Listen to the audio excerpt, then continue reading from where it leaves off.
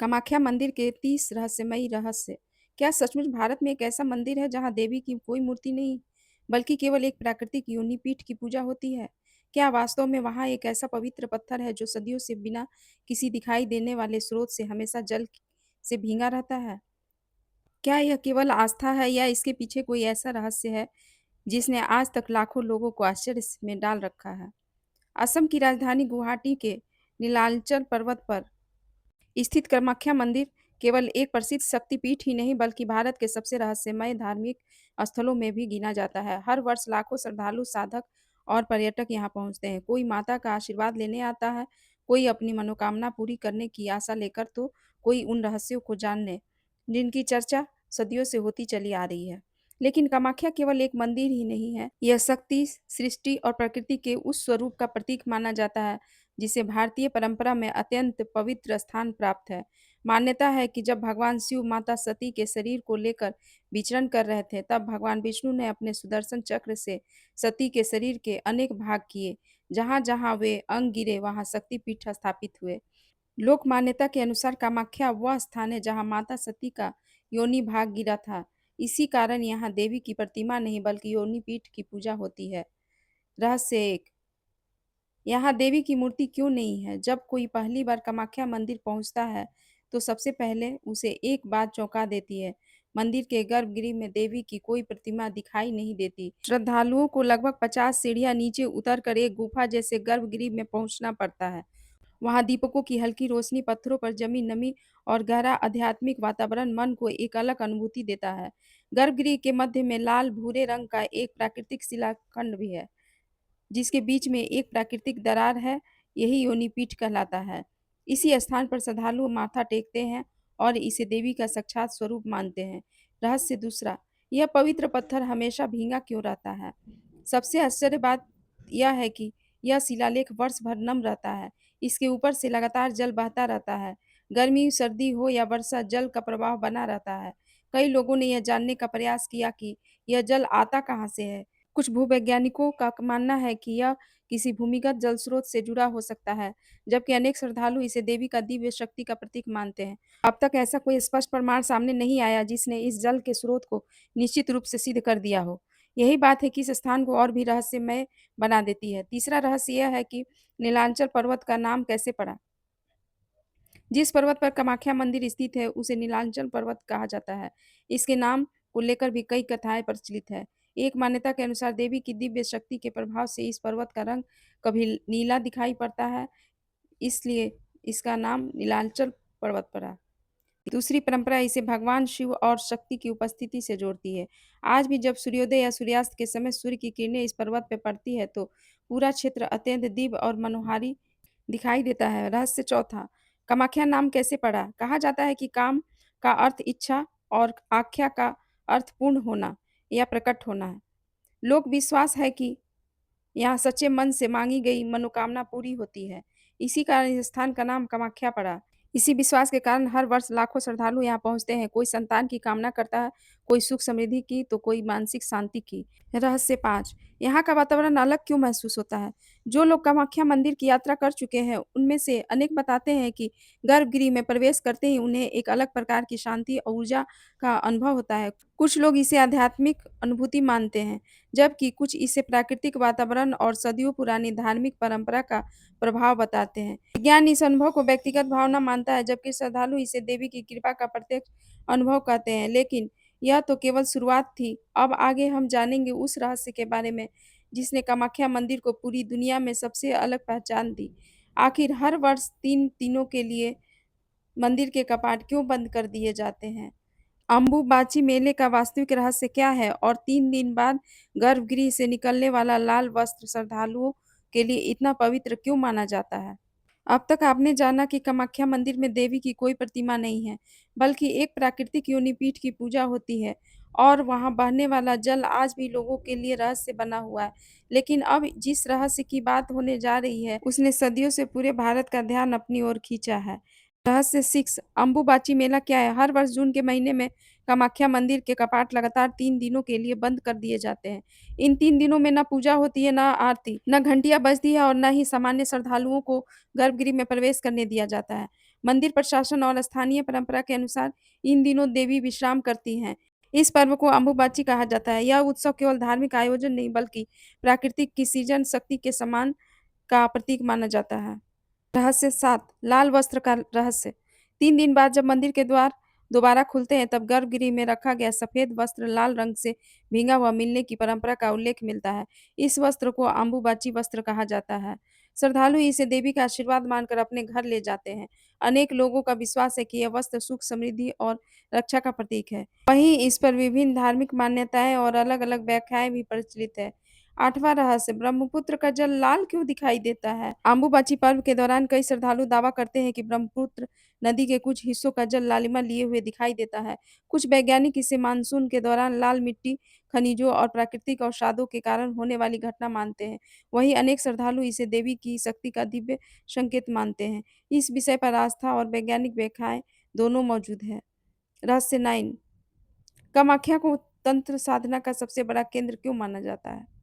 कामाख्या मंदिर का नाम केवल शक्ति उपासना के लिए ही नहीं बल्कि तांत्रिक परंपराओं के लिए भी प्रसिद्ध है। सदियों से अनेक साधक यहाँ ध्यान, मंत्र, जप और विभिन्न आध्यात्मिक साधनाओं के लिए आते रहते हैं। धार्मिक परंपराओं में यह स्थान तंत्र साधना के महत्वपूर्ण केंद्रों में गिना जाता है। विशेषकर अम्बुबाची मेले के समय बड़ी संख्या में साधु संत और साधक यहाँ एकत्र होते हैं। हालांकि तंत्र की अनेक परंपराएं आध्यात्मिक साधना से जुड़ी है, लेकिन लोकप्रिय कथाओं में इनके बारे में कई अतिरंजित दावे भी मिलते हैं। इसलिए इनके बारे में संतुलित दृष्टिकोण रखना आवश्यक है। रहस्य 10वां कामाख्या में पहले पशु बलि और फिर पूजा क्यों? मंदिर में आज भी कुछ पारंपरिक अनुष्ठानों के अंतर्गत पशु बलि की प्रथा सीमित रूप में प्रचलित है। यह परंपरा शक्ति उपासना की कुछ ऐतिहासिक शाखाओं से जुड़ी मानी जाती है। हालांकि आज अनेक श्रद्धालु केवल फल, फूल और नारियल अर्पित करके भी पूजा करते हैं। समय के साथ पूजा पद्धतियों में भी परिवर्तन आया है। रहस्य 11 क्या यहाँ कभी मानव बलि दी जाती थी? यह प्रश्न अक्सर लोगों के मन में भी उठता है।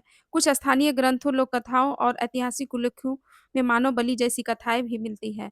लेकिन आधुनिक इतिहासकारों के बीच इस विषय पर स्पष्ट सहमति नहीं है और वर्तमान समय में ऐसी किसी प्रथा का कोई प्रमाण नहीं है। आज मंदिर में ऐसी कोई परंपरा नहीं है और यह केवल ऐतिहासिक चर्चाओं तथा लोक कथाओं का विषय है। रहस्य 12 कामाख्या का गुंबद मधुमक्खी के छत्ते जैसा क्यों है? मंदिर की सबसे अनोखी विशेषताओं में से एक उसका गुंबद है। इसकी बनावट सामान्य उत्तर भारतीय मंदिरों से बिल्कुल अलग दिखाई देती है। कुछ विद्वानों का मानना है कि यह प्राचीन कामरूप शैली और स्थानीय वास्तुकला का सुंदर उदाहरण है। इसकी संरचना मंदिर को एक विशिष्ट पहचान देती है, जिसके कारण यह दूर से ही पहचाना जा सकता है। लेकिन अभी सबसे बड़ा रहस्य बाकी है। आखिर देवी ने अपने प्रिय पुजारी केंदुकलाई को क्या संदेश दिया था? राजा नर-नारायण और उनके वंश को मंदिर में प्रवेश से जुड़ी प्रसिद्ध कथा क्या है? और क्यों कहा जाता है कि कामाख्या में कुछ ऐसे स्थान हैं, जहां आज भी केवल विशेष साधकों को ही जाने की अनुमति होती है?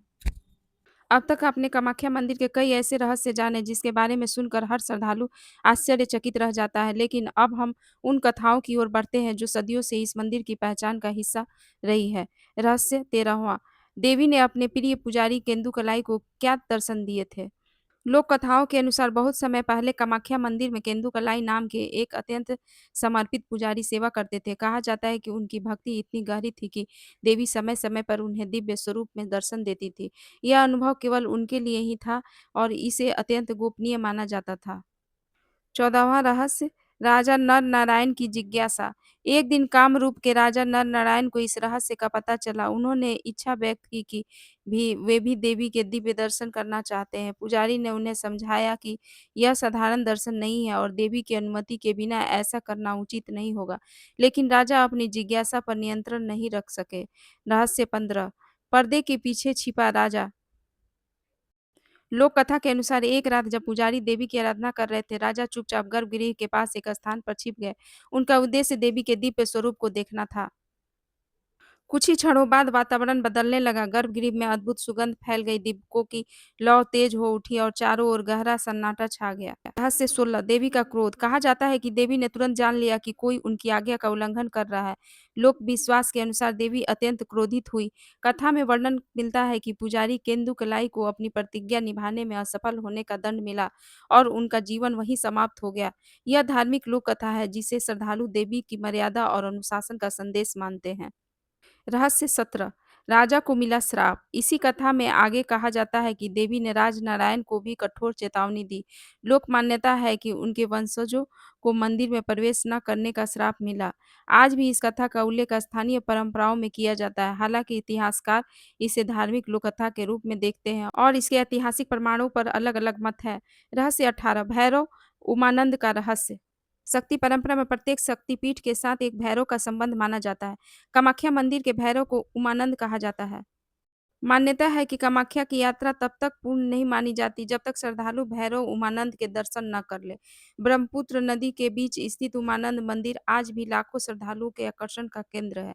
रहस्य 19 10 महाविद्याओं का संबंध। धार्मिक परंपराओं के अनुसार कामाख्या केवल एक देवी का मंदिर नहीं बल्कि 10 महाविद्याओं की साधना से भी जुड़ा हुआ माना जाता है।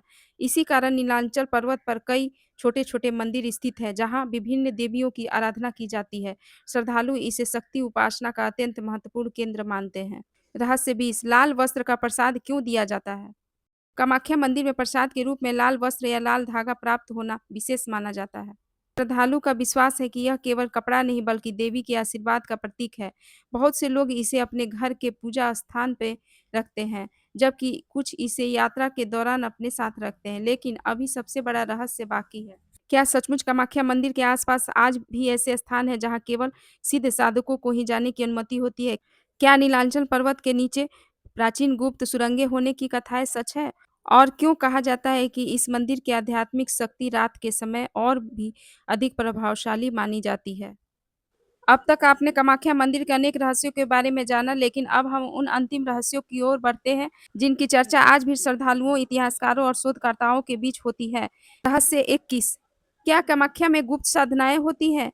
कामाख्या मंदिर का नाम तांत्रिक परंपराओं से लंबे समय से जुड़ा रहा है, विशेष रूप से अम्बुबाची मेले के दौरान देश-विदेश से अनेक साधक यहाँ आते हैं। लोक मान्यताओं में यह कहा जाता है कि कुछ साधक एकांत में विशेष साधनाएं करते हैं। हालांकि ऐसी साधनाओं के बारे में कई कहानियां प्रचलित है, लेकिन उनके बारे में विश्वसनीय सार्वजनिक प्रमाण सीमित है, इसलिए इन्हें धार्मिक परंपराओं और लोक कथाओं के संदर्भ में ही समझा जाता है। रहस्य 22 क्या मंदिर के नीचे गुप्त सुरंगें हैं? स्थानीय लोक कथाओं में यह भी कहा जाता है कि नीलांचल पर्वत के भीतर प्राचीन सुरंगें हो सकती हैं। कुछ लोग मानते हैं कि उनका उपयोग पुराने समय में सुरक्षा या धार्मिक उद्देश्यों के लिए किया जाता था, लेकिन अब तक ऐसी सुरंगों के बारे में कोई स्पष्ट पुरातात्विक प्रमाण उपलब्ध नहीं है, इसलिए यह विषय आज भी रहस्य और लोक कथा का हिस्सा बना हुआ है। रहस्य 23 गर्भगृह का अनोखा वातावरण। कामाख्या मंदिर का गर्भगृह सामान्य मंदिरों से बिल्कुल अलग है। श्रद्धालुओं को नीचे उतरकर गुफा जैसे स्थान में जाना पड़ता है। वहाँ प्राकृतिक नमी, दीपकों की लौ और मंत्रोच्चार का वातावरण मिलकर एक गहरा आध्यात्मिक अनुभव पैदा करते हैं। कई श्रद्धालु इसे देवी की उपस्थिति का अनुभव मानते हैं, जबकि अन्य लोग इसे उस स्थान की प्राकृतिक संरचना और धार्मिक वातावरण का प्रभाव बताते हैं। रहस्य 24 लाखों लोग हर वर्ष क्यों आते हैं? अम्बुबाची मेले के दौरान लाखों श्रद्धालु कामाख्या पहुंचते हैं। कई लोग केवल दर्शन के लिए आते हैं, तो कुछ विशेष अनुष्ठानों में भाग लेते हैं। यह मेला असम की सांस्कृतिक और धार्मिक पहचान का भी महत्वपूर्ण हिस्सा है। रहस्य 25 क्या यहाँ की हर प्रार्थना पूरी होती है? लोक विश्वास है कि सच्चे मन से की गई प्रार्थना माता अवश्य सुनती है। इसी विश्वास के कारण लोग दूर-दूर से यहाँ आते हैं। हालांकि किसी भी मनोकामना के पूर्ण होने को आस्था का विषय माना जाता है और इसे प्रमाणिक तथ्य नहीं कहा जा सकता। रहस्य 26 लाल रंग का विशेष महत्व। कामाख्या मंदिर में लाल रंग को शक्ति, सृजन और ऊर्जा का प्रतीक माना जाता है। इसी कारण यहाँ लाल चुनरी, लाल फूल और लाल वस्त्र विशेष रूप से अर्पित किए जाते हैं। रहस्य 27 कामाख्या को शक्तिपीठ क्यों कहा जाता है? धार्मिक परंपराओं में कामाख्या को एक प्रमुख शक्तिपीठ माना जाता है। श्रद्धालुओं का विश्वास है कि यह स्थान साधना और भक्ति के लिए अत्यंत पवित्र है। यही कारण है कि भारत के विभिन्न राज्यों से लोग यहाँ दर्शन के लिए आते हैं। रहस्य 28 क्या विज्ञान और आस्था साथ-साथ चल सकते हैं? कामाख्या मंदिर से जुड़े कई प्रश्न ऐसे हैं जिनकी धार्मिक और वैज्ञानिक व्याख्याएँ अलग-अलग हो सकती हैं। कुछ घटनाओं को विज्ञान प्राकृतिक कारणों से समझाने का प्रयास करता है, जबकि श्रद्धालु उन्हें देवी की कृपा और शक्ति का प्रतीक मानते हैं। दोनों दृष्टिकोण को समझाना और उनका सम्मान करना आवश्यक है। रहस्य 29 कामाख्या का सबसे बड़ा संदेश। इस मंदिर का सबसे बड़ा संदेश शक्ति, सृजन और प्रकृति के सम्मान का है। यहाँ स्त्री शक्ति को सृष्टि का मूल ऊर्जा के रूप में पूजा जाता है। यही इस मंदिर की सबसे अनोखी पहचान है। रहस्य 30 आखिर कामाख्या का सबसे बड़ा रहस्य क्या है? शायद कामाख्या का सबसे बड़ा रहस्य कोई चमत्कार नहीं बल्कि करोड़ों लोगों की अटूट आस्था है। सदियों से बदलते समय, बदलती सभ्यताओं और बदलते विचारों के बावजूद यह मंदिर आज भी लाखों लोगों को अपनी ओर आकर्षित करता है। यही कारण है कि कामाख्या मंदिर केवल एक शक्तिपीठ नहीं बल्कि भारतीय आध्यात्मिक परंपरा, लोक विश्वास और सांस्कृतिक विरासत का एक महत्वपूर्ण केंद्र माना जाता है। यदि आपको यह रहस्यमयी यात्रा रोचक लगी हो तो कमेंट में अवश्य लिखें जय माँ कामाख्या। ऐसे ही प्राचीन मंदिरों, रहस्यमयी स्थानों और भारतीय इतिहास से जुड़ी रोचक कथाओं के लिए हमारे चैनल को सब्सक्राइब करना ना भूलें। जय माँ कामाख्या।